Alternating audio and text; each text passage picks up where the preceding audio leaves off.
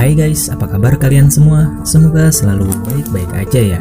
Nah, di film kali ini kita akan membahas sebuah film yang berjudul My Name asal Korea Selatan. Film ini menceritakan tentang anak mantan gangster yang ingin membalas dendam kepada sang pembunuh ayahnya, tapi akan banyak sekali halangan dan rintangan yang harus ia hadapi. Bagaimana kisah selanjutnya? Seperti biasa, bagi kalian yang suka dengan video ini, silahkan tekan tombol like-nya. Kalau sudah, terima kasih. Yuk kita langsung saja ke ceritanya. Film ini dimulai dengan memperlihatkan seorang gadis bernama Yoon Ji-woo. Ia mempunyai seorang ayah yang bernama Young Do-hun yang berprofesi sebagai pengedar narkoboy. Oleh karena itu, Ji-woo selalu diikuti polisi kemanapun ia pergi. Bahkan, ia juga selalu dikucilkan dan dibully oleh teman-teman sekelasnya. Tak hanya itu, karena banyaknya laporan dari wali murid yang tak senang anak-anaknya bergaul dengan anak pengedar, wali kelasnya pun memanggilnya dan memberitahu bahwa Ji-woo akan dikeluarkan dari sekolah. Ji-woo yang tak bisa berbuat banyak pun hanya bisa pasrah dengan keadaan ini. Saatnya kembali ke kelas, teman-teman sekelas kembali membulinya. Ji-woo yang sudah tidak sanggup lagi menahan segala amarahnya, tanpa berpikir panjang, Ji-woo pun menghajar semua teman-teman yang telah membulinya selama ini.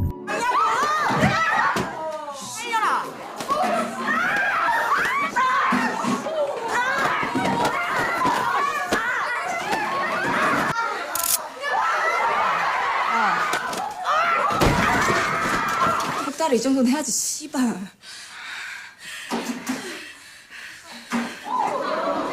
Ji-woo juga menyerahkan kartu tanda pengenal kepada wali kelasnya itu dan keluar dari sekolah dengan perasaan yang sangat puas. Tak cukup sampai di sana, ia juga memecahkan kaca spion mobil polisi yang selalu mengikutinya, lalu berlari menjauh dari kejaran polisi tersebut.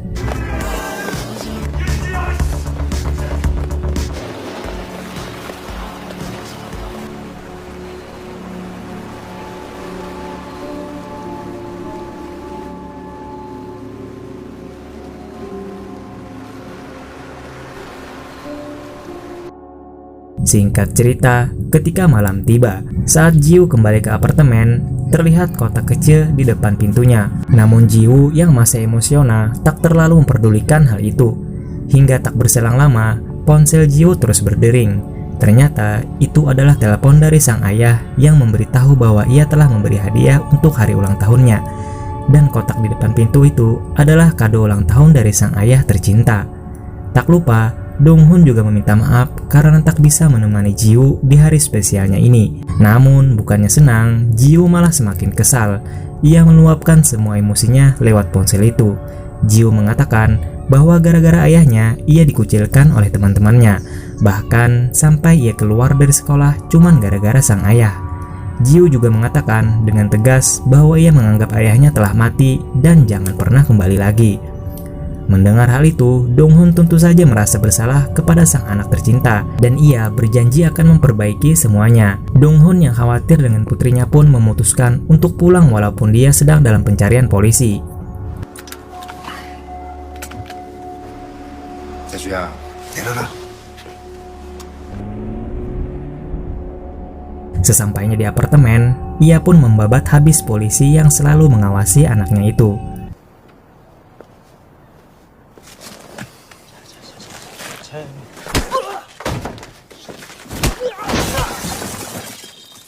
Setibanya Dong-hun di rumah, saat berusaha membuka pintu, terlihat seseorang misterius membawa pistol FF tanpa skin datang menghampirinya.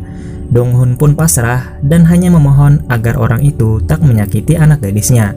Ji-woo yang mendengar keributan pun mengintip dari lubang kunci.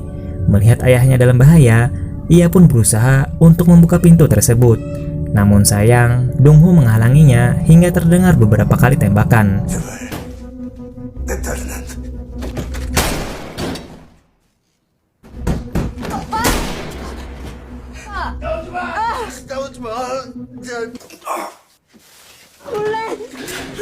Ketika hendak meninggal, ia menyempatkan untuk meminta maaf ke putrinya tersebut. Dengan terjadinya hal itu, tentu Ji-woo sangatlah amat sedih.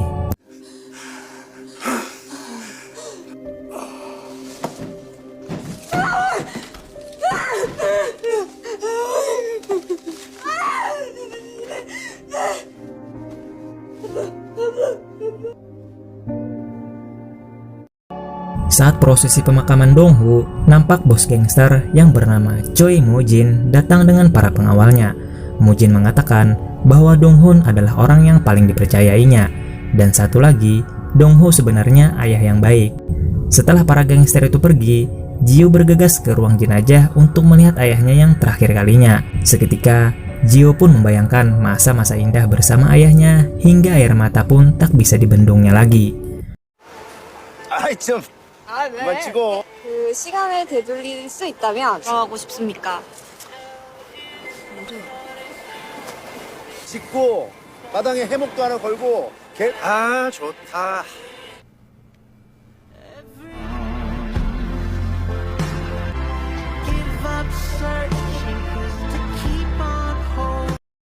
Hari terus berlalu. Nampak Jiu datang ke kantor polisi untuk protes mengapa kasus kematian ayahnya ditutup-tutupi dengan barang bukti yang sudah ada.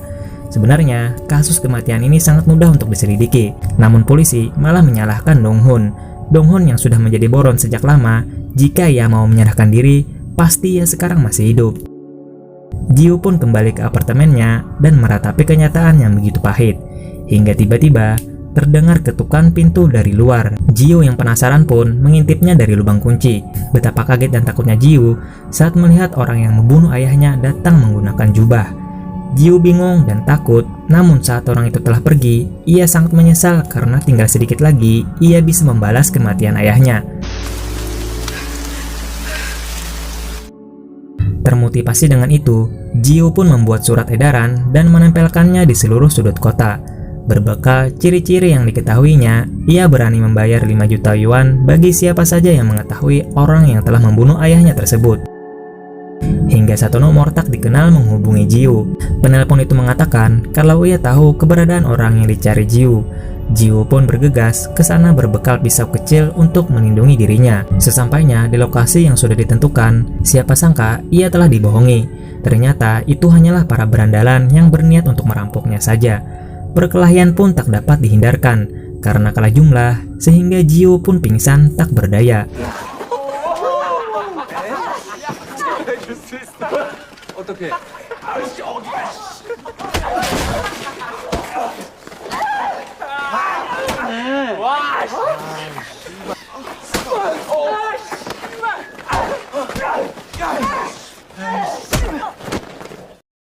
Saat Jiu tersadar, ia telah berada di bagasi mobil para berandalan tersebut dengan kondisi tangan yang terikat. Kemudian, tak berapa lama terdengar suara keributan dari luar, yang ternyata itu adalah Mujin datang untuk menyelamatkannya. Jiu pun sekarang dibawa pergi ke dermaga. Mujin mencari tahu apa sebenarnya kemauan Jiu. Jiu mengatakan bahwa polisi menghentikan investigasi dan kamu teman baiknya hanya diam saja melihat ayahku mati. Mujin yang melihat Jiu sangat serius atas kematian ayahnya pun mempunyai sebuah rencana untuknya. Dia pun membawa Jiu ke sanggar bela diri khusus para anggotanya.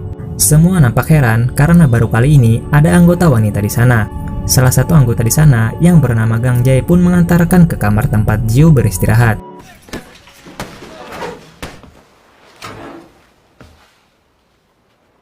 Di sini, Jiu memandangi kendil abu ayahnya, bertekad bahwa nyawa harus dibalas dengan nyawa.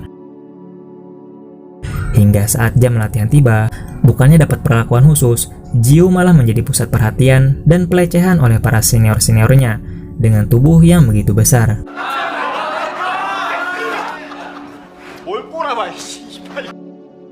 Dengan tekad yang kuat, ia terus berlatih memperkuat diri. Dan bahkan, kini Mujin melatih dan memberinya arahan secara langsung.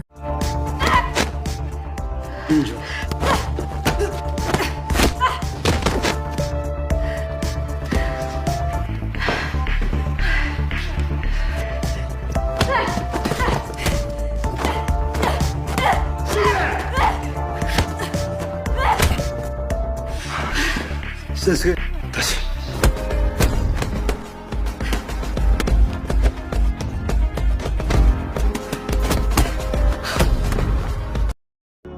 Hingga tibalah hari kelulusan untuk mereka semua. Mereka dapat berpartisipasi dalam pertarungan ini. Mereka sudah siap untuk bertanding. Siapa sangka kemampuan Jiu meningkat begitu pesat dan dengan lincah menghadapi pesaing-pesaingnya yang bertubuh besar.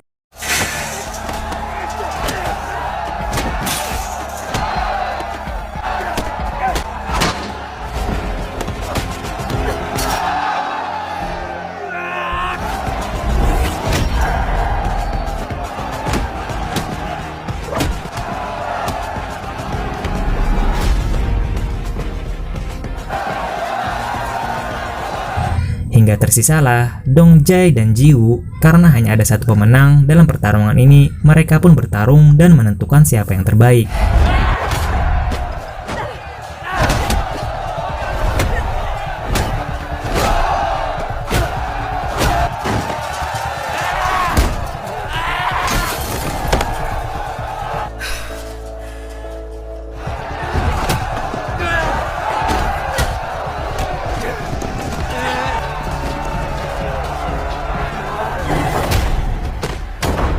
Dan benar saja, dengan serangan telak dari Jiwoo, akhirnya Dong Jae pun pingsan terkapar, dan Mujin datang menyatakan bahwa Jiwoo adalah pemenangnya. Karena kalah dari perempuan, saat Dong Jae sadar, salah satu teman sekamarnya nampak membuli Dong Jae. Sementara itu, terlihat Jiwoo yang sedang sibuk membersihkan lantai di ruang latihan. Saat melihat Dong Jae melintas, Jiwoo berusaha meminta maaf kepadanya. Seolah tak terjadi apa-apa, Dong Jae menjawabnya bahwa itu tidak masalah. Namun, saat ia kembali ke kamar, ia memberitahu temannya bahwa telah mempunyai sebuah rencana untuk Jiwoo. Salah satu temannya mengingatkan agar mengurungkan niatnya karena Jiwoo kesini atas rekomendasi bos besar Mujin. Dan kalau kalian menyentuh Jiwoo, kalian akan berurusan dengan Mujin yang tidak kenal kata ampun. Di sisi lain, Jiwoo minum air yang berada di botolnya yang sudah dicampur obat tidur oleh Dong Jae. Tiba-tiba, ia pun terkapar tak berdaya.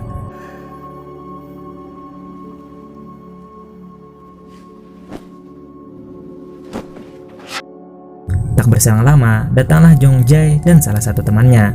Pria gondrong itu pun berusaha merudal paksa Jiwoo. Namun Jiwoo tak tinggal diam. Ia melawan dengan sisa-sisa tenaganya walaupun terpengaruh dengan obat.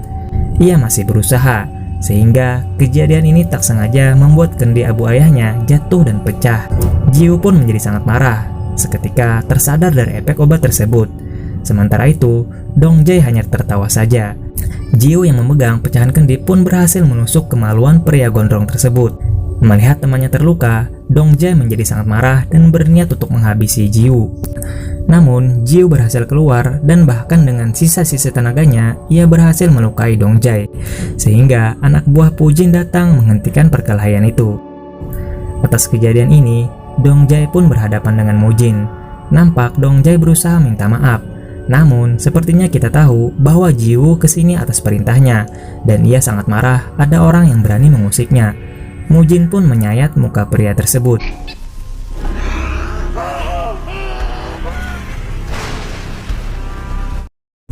Sementara itu, terlihat Jiwoo yang sangat sedih melihat kendi abu ayahnya telah hancur.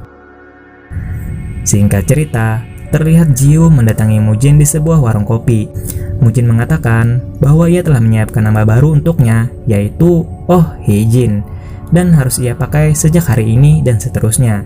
Tak hanya itu, Mujin juga memberitahu bahwa pembunuh ayahnya adalah seorang polisi. Dan Mujin juga menyerahkan pistol FF tanpa skin yang ditemukan saat kematian ayah Jiwoo. Jiwoo pun disarankan untuk menyelundup masuk menjadi anggota kepolisian dan mencari tahu kasus kematian ayahnya untuk balas dendam. Mulai dari sini, Jiwoo kita panggil Hye-jin. Tahun demi tahun berlalu, Hye-jin berlatih dengan sangat keras. Kini, Hye-jin juga sudah sangat mahir menggunakan berbagai senjata FF. Tato bukti keanggotaan gangster pun sudah tertanam di dadanya. Hal itu menandakan bahwa ia telah resmi bergabung menjadi anggota Mujin dengan gaya rambut yang berbeda. Dan kini, Hye-jin juga telah berhasil menjadi anggota polisi. Seperti biasa, Hye-jin melakukan tugas-tugasnya sebagai polisi dengan baik. Kali ini, ia sedang menjalankan sebuah misi untuk menangkap seorang pembunuh.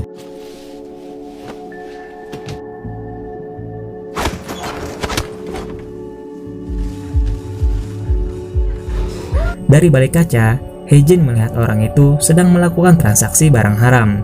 Dengan cepat, Hye-jin memecahkan kaca dan menghajar pengepul-pengepul narkoboy tersebut.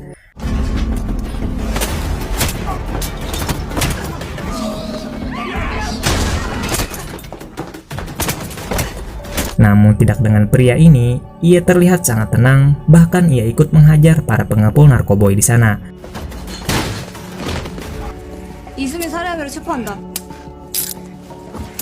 Dan ia bernama Jeon Peldo, seorang polisi dari Satres Narkoba. Dan ternyata inilah awal pertemuan Hye-jin dengan Jeon Peldo. ia telah menyamar lama sebagai pengepul narkoba untuk memberantas sampai ke akar-akarnya. Namun, aksi mereka menjadi kacau karena Heijin datang untuk menangkap orang itu juga. Heijin dan Peldo pun mengenalkan kesatuannya masing-masing. Heijin yang berniat membawa orang itu malah dimarahinya karena Peldo beranggapan bahwa Heijin telah mengacaukan rencananya yang telah disusun secara rapi selama 6 bulan. Akhirnya, Heijin pun pergi meninggalkannya. Singkat cerita, ia pun disuruh datang untuk menghadap kepala polisi. Dan saat Heijin pertama kali bertemu dengan pria itu, ia langsung terbayang wajah pembunuh ayahnya dulu. 결정적인 증거가 없었다면서. Singkat cerita, Heijin pun pergi menemui Mujin dan memberitahu bahwa ia telah mengetahui siapa pembunuh ayahnya. Dan Heijin juga mengatakan bahwa ia telah dipindahkan ke Satres Narkoba. Seketika, Mujin pun teringat masa lalunya dulu saat berjuang dengan ayah Heijin. 저기 참고 보이냐?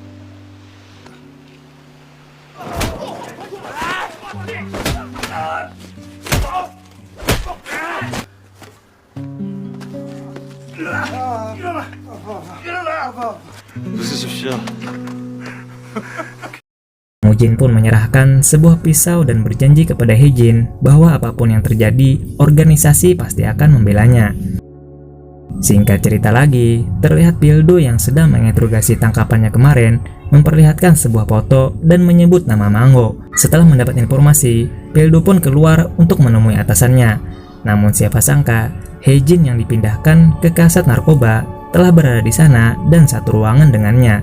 Peldo merasa keberatan mendapat rekan baru perempuan di sini, karena menurutnya itu akan menjadi beban saat bertugas. Untuk membuktikan kemampuan Heijin, ia pun diajak untuk menangkap seseorang bernama Mango tadi.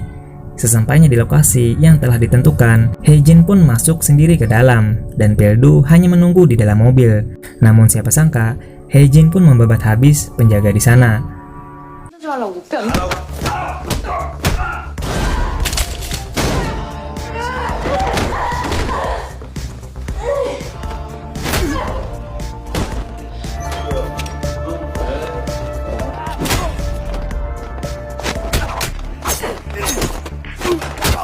Terasa sangat lama, Peldo dan rekan-rekan pun menyusul masuk, dan ia sedikit bingung saat melihat para penjaga telah terkapar, yang ternyata semua telah diatasi oleh Heijin dengan mudah.